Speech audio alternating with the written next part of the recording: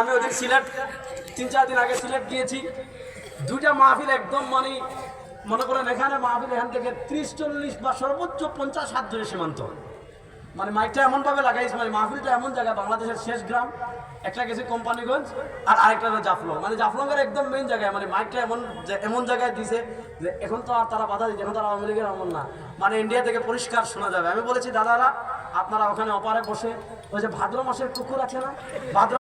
$20 billion তারা বিদেশ থেকে টাকা পাঠায় ব্যাংকে, ওই ব্যাংকের টাকা যারা চুরি করে নিয়ে যায়, শেয়ার বাজার যারা ডাকাতি করে, রাষ্ট্রীয় সম্পদ যারা চুরি করে, ওই চোরদের পিছনে, ডাকাতদের পিছনে, সন্ত্রাসের পিছনে, ওই টাকা আত্মসাৎকারীদের পিছনে আমাদের দেশের মানুষ স্লোগান দেয় না, অমুক ভাইয়ের চরিত্র ফুলের মতো। কথা বলেন, দেয় কি দেয় না? নবী করিম সাল্লাল্লাহু আলাইহি ওয়াসাল্লাম 1400 বছর আগে বলেছেন, মিথ্যাবাদীকে সত্যবাদী মনে করবে। দেখেন মাইকে কথা